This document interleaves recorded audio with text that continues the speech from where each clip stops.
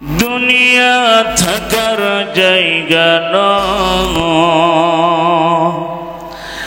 না ফেরার দেশ, যাইব একদিন ফেসে না ফেরার দেশ, যাইব একদিন ফেসে আরো তো ফিরে আইবা না রে দুনিয়া। দুনিয়া থাকার জায়গা না, দুনিয়া থাকার জায়গা নয় রে দুনিয়া। দুনিয়া থাকার জায়গা নয়। নাকের কাছে জীবন তোমার, মরণ ঘাড়ের পিছে, পরাণ পাখি দিলে ফাঁকি সবই তোমার মিশে। নাকের কাছে জীবন তোমার, মরণ ঘাড়ের পিছে, পরাণ পাখি দিলে ফাঁকি সবই তোমার মিছে। চোখ বুঝলে একবার তুমি, হায়রে চোখ বুঝলে একবার তো ফিরে আইবা না।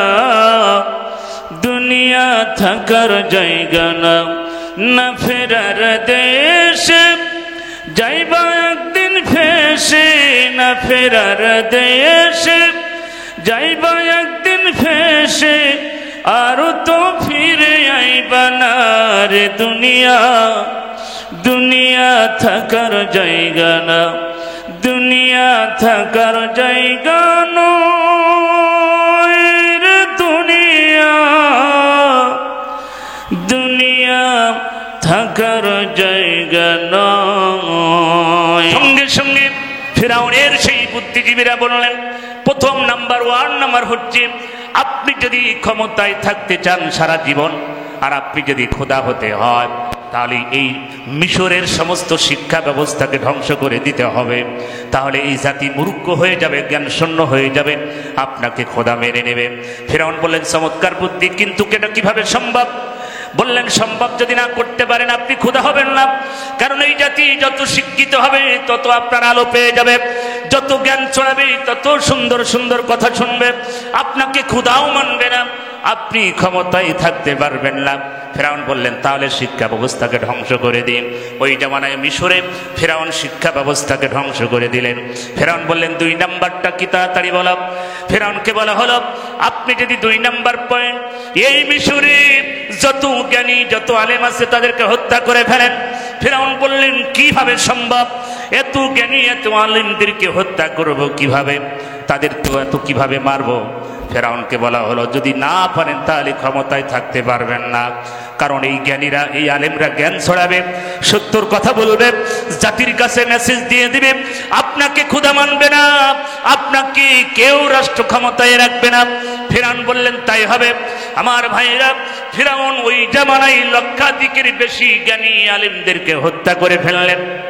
3 নাম্বার পয়েন্ট, ফিরআউনকে বলা হলো, আপনি যদি ক্ষমতায় থাকতে হয় আর যদি আপনাকে খোদা মানাতে হয়, 3 নাম্বার পয়েন্টটা হচ্ছে, আপনার প্রতিটা সেক্টরে প্রতিটা ডিপার্টমেন্টে, প্রাইমারি সেক্টর থেকে শুরু করে, প্রাইমারির হেডমাস্টার থেকে শুরু করে, রাষ্ট্রপতি রাষ্ট্র প্রেসিডেন্ট থেকে শুরু করে, সেনাপ্রধান থেকে শুরু করে, বিজিবি আনসার যত বাহিনী আছে, সেনা বলেন, র্যাব, কুবরা বলেন আর সীতা বলেন, যাই বলেন, সব বাহিনীর প্রধানকে আপনার আত্মীয়করণ করা লাগবে।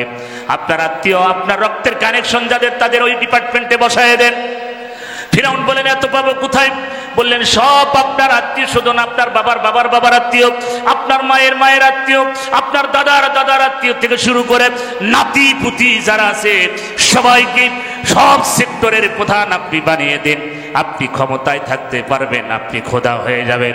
ফিরআউন ওই জামানায় তার আত্মীয় সবকরণ করলেন। বর্তমান সেনা প্রধানও এখনো ওই ফিরআউনের দলে, কথা বলেন ঠিক না?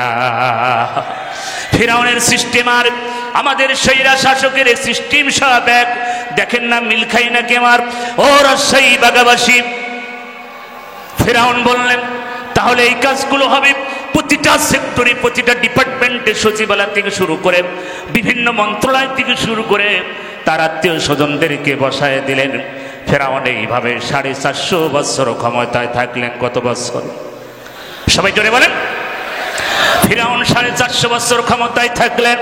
ও রাজশাহীবাসী, ফিরাউন পুরুষ না মহিলা? জোরে বলেন, পুরুষ না মহিলা? ওই মিশরের যিনি ছিলেন উনি হচ্ছেন পুরুষ ফিরাউন, আর আমার দেশে যিনি ছিলেন ইনি হচ্ছেন লেডিস ফিরাউন। কথা বলেন ঠিক কিনা? উনি হচ্ছেন পুরুষ ফিরাউন, ইনি হচ্ছেন লেডিস ফিরাউন। উনি হচ্ছেন দুলাভাই, ইনি হচ্ছেন শালি। দুলাভার কাছ থেকে সব সিস্টেম এই শালি নিয়েছিল। কথা বলেন ঠিক কিনা? কিভাবে শিক্ষা ব্যবস্থাকে ধ্বংস করতে হবে, কিভাবে দেশের মানুষকে হত্যা গুম খুন করতে হবে, হাজার হাজার নারীকে বিধবা করেছে, হাজার হাজার মায়ের মুখ খালি করেছে। এদেশের শিক্ষা ব্যবস্থা থেকে শুরু করে প্রতিটা সেক্টরে ডিপার্টমেন্টে তার আত্মীয়করণ করেছে। কথা বলে ঠিক কিনা? শেষ পর্যন্ত দিল্লির প্রোডাক্ট দিল্লি চলে গেছে। কথা বলেন, গজব কার? জোরে বলেন, কার গজব?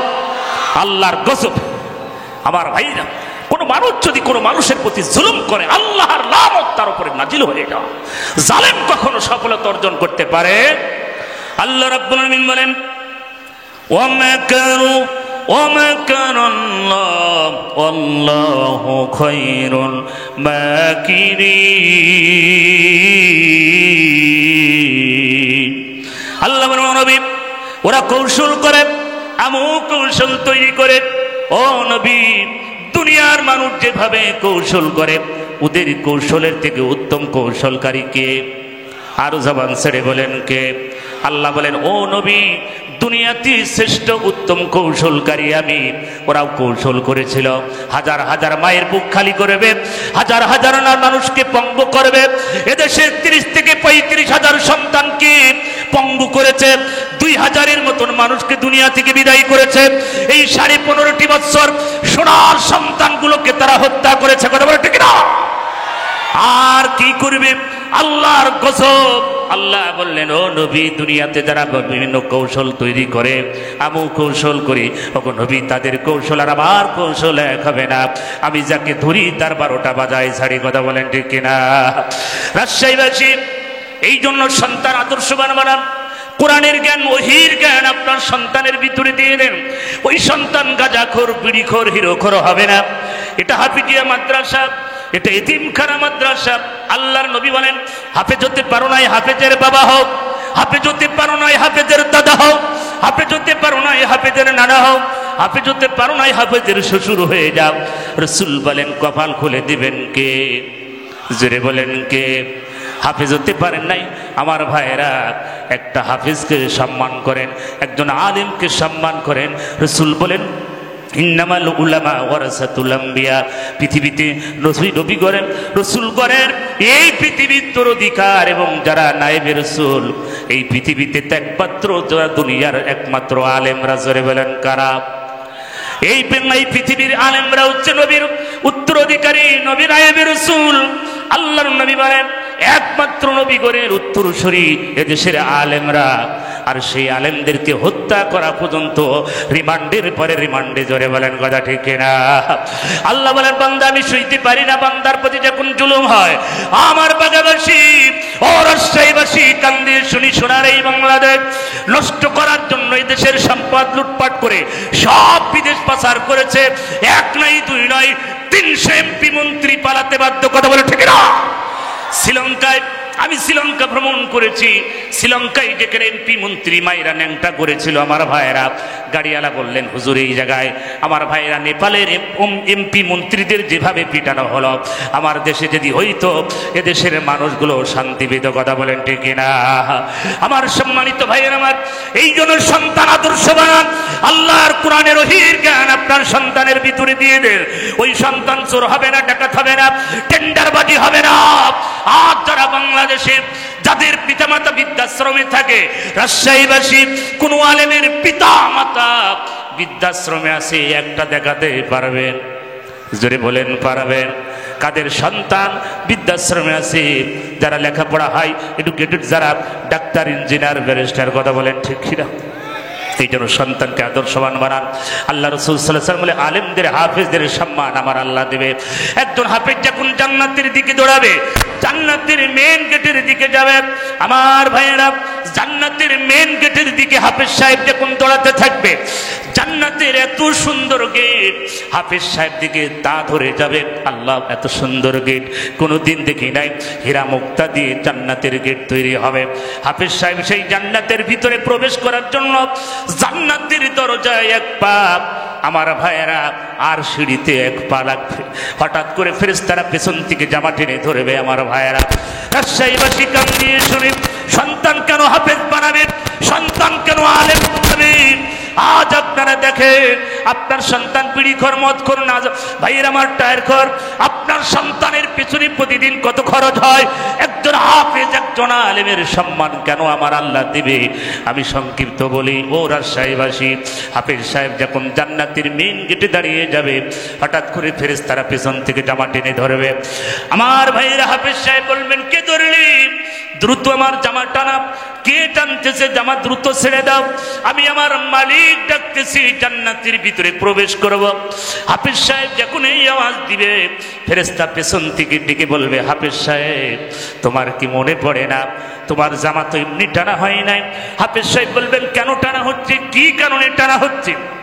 ফেরেশতা বলবে, হাফেজ সাহেব তোমার জামা এই জন্য টানা হচ্ছে, তোমার কি মনে পড়ে না যার বাড়িতে খাবার খেয়ে তুমি হাফেজ হয়েছো, যার বাড়িতে তুমি থেকে হাফেজ হয়েছে, যেই জাগিরালা বাড়ি, যেই লজানালা বাড়ি, যার টাকা খেয়ে তুমি হাফেজ হয়েছো, ওই বাড়িওয়ালাকে না নিয়ে কেমনে তুমি জান্নাতে যাও? আমার ভাইয়েরা হাফেজ সাহেব বলবেন, ও আল্লাহর ফেরেশতা আমি তো ভুলেই গেছি। আমার ভাইয়ের হাফেজ সাহেব জাগিরালা বাড়ি, লজানালা বাড়ি, যার বাড়িতে থেকে খাবে হাফেজ হয়েছে, ওই বাড়িওয়ালাকে নিয়ে জান্নাতে যাবে। কারণ হাফেজ সাহেব প্রতিটা অক্ষরের বিনিময়ে 10টা করে নাকি বাড়িওয়ালাও পেয়েছে। জোরে বলেন কথা ঠিক কিনা? আমার ভাইয়েরা হাফেজ সাহেব জান্নাতের ভিতরে প্রবেশ করবে, আমার মালিক ডেকে বলবে, হাফেজ সাহেব আর দেরি করো না, দ্রুত কোরআন পড়া শুরু করে দাও। বিসমিল্লাহ বলে হাফেজ সাহেব সূরা ফাতিহা শুরু করবে। কিতাবের ভিতরে আছে হাফেজ সাহেব যখন প্রতিটা আয়াত পড়বে, প্রতিটা আয়াতের বিনিময়ে আল্লাহ রাব্বুল আলামিন জান্নাতের ভিতরে একটা একটা একটা করে জান্নাতের ভিতরে তালা শুরু হয়ে যাবে। 6666 আয়াত যখন হাফেজ সাহেব পড়া শেষ করবে, আল্লাহ রাব্বুল আলামিন জান্নাতের ভিতরে সবচেয়ে বড় বড় ফ্ল্যাট বাড়ি, 6666 তালা বিল্ডিং হাফেজের পিতা মাতার জন্য বরাদ্দ হবে। জোরে বলুন সুবহানাল্লাহ। হাফেজদের সম্মান আছে কিনা? ও রাজশাহীবাসী, এই জন্য আমি বলি, একটা সন্তান হাফেজ বানান, আলেম বানান, বাবার কবরের পাশে গিয়ে আপনার জন্য দোয়া করবে, সূরা ফাতিহা পড়বে, ইয়াসিন পড়বে। আর আপনার সন্তান যদি গাঁজাখোর হয়, বিড়িখোর হয়, টায়ারখোর হয়, নারীখোর হয়, এই সন্তান আপনার কবরের পাশে যে কি করবে?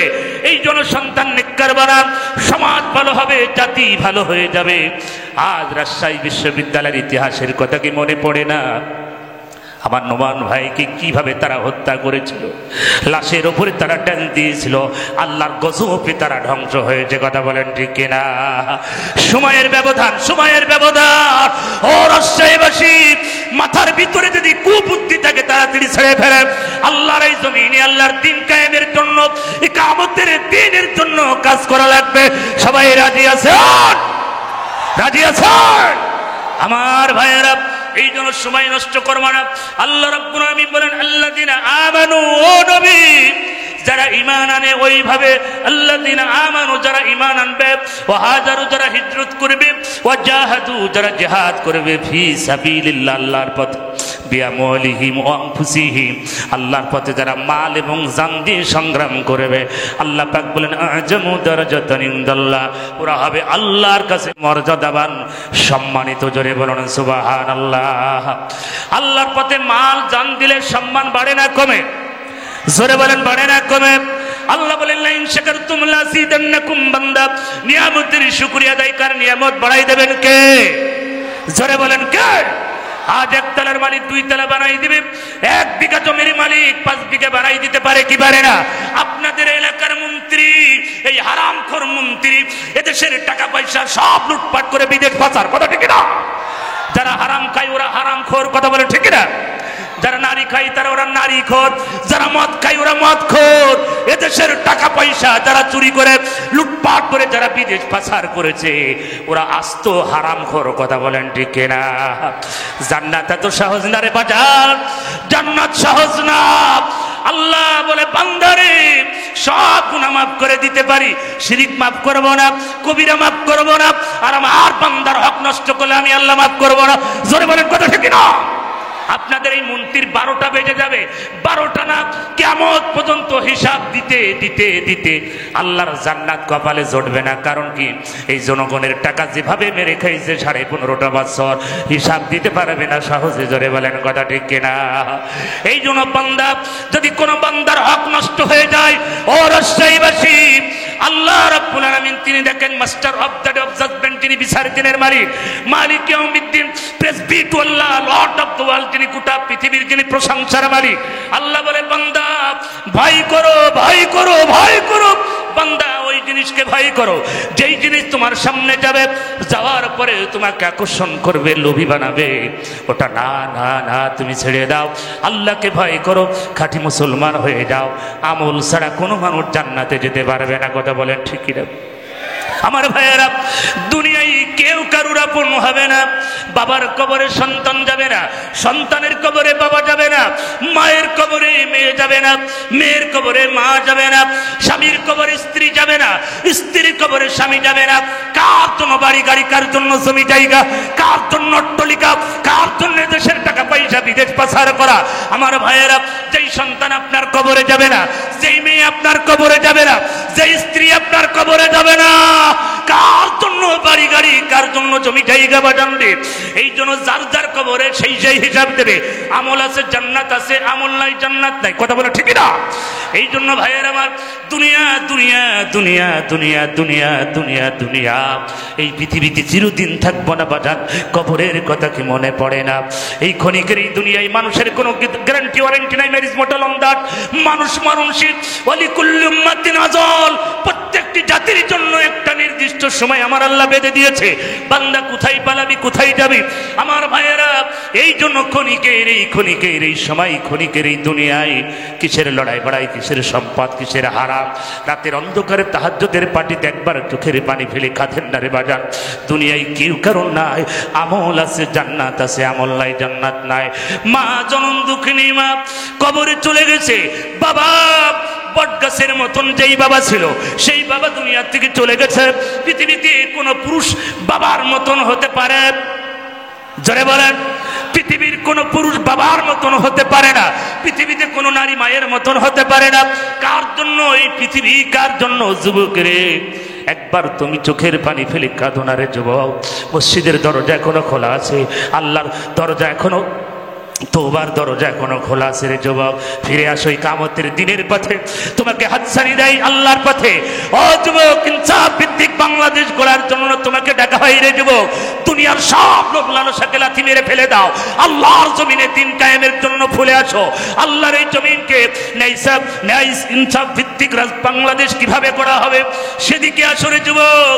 কবরের কথা কি মনে পড়ে না? মৃত্যুর কথা কি মনে পড়ে না? দাদা চলে গেছে, দাদি চলে গেছে, বাবা গেছে, মা অন্ধকার গহীন কবরে চলে গেছে। ওই মা কোনোদিন ফিরে আসবে না, বাবা ফিরে আসবে না। আমি এমন সন্তান দেখতে চাই এই ময়দানে। আল্লাহর সেই গোলামগুলো কারা? এতিমখানা মাদ্রাসা। আমার ভাইয়েরা, এটা হাফিজিয়া মাদ্রাসা। আল্লাহর কোন গোলাম আছে একটু হাত বাড়াই দিতে পারেন? হুজুর, বাবা নাই, মা নাই। আল্লাহ বলে বান্দা বিআমওয়ালিহিম ওয়া আনফুসিহিম, আগে মাল দাও তারপরে জান দাও। ঘোষণা কার? জোরে বলেন কার? আল্লাহ বলে মাল তারপরে যান। আমি উহুদের ময়দানে যখন 70 জন সাহাবার কবরের পাশে দাঁড়িয়ে চোখের পানি ফেলেছি, কেঁদেছি। তারা জীবন দিয়েছে, সম্পদ দুনিয়া থেকে সব কিছু দিয়া বিলীন দিয়ে আল্লাহর জান্নাতে ঘুমিয়ে আছে। বদরের প্রান্তে 13 জন সাহাবা আল্লাহর জান্নাতে ঘুমিয়ে আছে। রাস্তার মাঝে আরেকজন সাহাবা, 14 জন সাহাবা বদরের প্রান্তে শহীদ হয়েছে। আমার ভাইয়েরা, এই জন্য এমন কোনো সন্তানকে এই ময়দানে পাবো না। হুজুর, বাবা নাই, মা নাই, অন্ধকার গহীন কবরে চলে গেল। এই এতিমখানার জন্য, এই হাফিজিয়া মাদ্রাসার জন্য বাজানরে অনেক টাকা ব্যয়বহুল দরকার। কিসের জন্য? কার জন্য? বাড়ি গাড়ি, কার জন্য জমি জায়গা রে বাজান? টিপ মেরে বসে আছেন বাজান। আজকের এই রাত আমার আপনার জীবনের শেষ রাত হতে পারে, পারে কিনা? জোরে বলেন পারে কি পারে না? গ্যারান্টি নাই, ওয়ারেন্টি নাই। খাবার রান্না চলতেছে কোন ভবনের ভিতরে, বড় বড় মাছ, বড় বড় মুরগি, বড় বড় খাসির রান, কিন্তু খাওয়ার সৌভাগ্য সবার হয় নাই। তাড়াতাড়ি হেলিকপ্টার নিয়ে আসো, তাড়াতাড়ি বিদায় করো আমার বাদান রিজিকের মালিককে। জোরে বলেন রিজিকের মালিককে। ও রাজশাহীবাসী, 10,000 টাকা আমি চেয়েছি, বেশি না। বাবার জন্য, মায়ের জন্য, পরিবারের জন্য, ভাইয়েরা আমার কাটিয়া বুকের চাপ পাপুষ বানাইলে ঋণ শোধ হবে না, এমন দরদি ভাবে কেউ হবে না আমার মা গো। কথা বলেন ঠিক না? আল্লাহর কোনো গোলাম কি নাই? এই ময়দানে হুজুর আমি 5,000 10,000 টাকা এই ময়দানে হুজুর এতিমখানা মাদ্রাসায় দিয়ে দিব বাজান রে। নাম কি? মোহাম্মদ আব্দুল ওহাব। বাড়ি কোথায়? একটু লেখেন না, কই লেখার লোক নাই? আমার ভাইরা আর সময় নষ্ট করা যাবে না। আপনাদের মেহমান আসছে, আর কোনো টেনশন আছে? কুষ্টিয়ার ফরমালিন মুক্ত জিনিস চলে আইছে। কথা বলে ঠিক কিনা? হ্যাঁ, আগামীর নমিনি কুষ্টিয়া সদরের আপনারা দোয়া কি করবেন? দোয়া করবেন। মুফতি আমির হামজা সাহেবের জন্য দোয়া করবেন। এবং আমার ভাই আপনাদের এখানে জানে যারা যিনি আছেন অধ্যাপক নজরুল ভাই, না যিনি জিন্নাত আলী ভাই, মৌলানা আলহাজ মৌলানা জিন্নাত আলী সাহেব যিনি আছেন, তিনিও আপনাদের খেদমতে, তিনি আগামীতে আপনাদের ভালোবাসা নিয়ে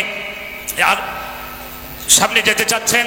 আমরা দোয়া করি যারা ভালো কাজ করবে তাদের সাথে আমরা থাকবো। সবাই রাজি আছে? আমার ভাইয়েরা, যদি জিহাদের ডাক আসে, রাজশাহীবাসী আমার ভাইয়ের আবু সাইদ যেমন বুক পেতে দিয়েছিল, মুক্ত যেমন পানি দিয়েছিল, আমাদের সামনে যদি আবার কোরআনের জন্য রাত পথে বুকের রক্ত ঢেলে দিতে হয়, রাজশাহীবাসী আমরা সবাই দিতে রাজি আছে। কারা রাজি? তো হাত উঁচু করে আমার আল্লাহকে দেখা। সাউন্ড করে না, সাউন্ড করার দরকার নাই।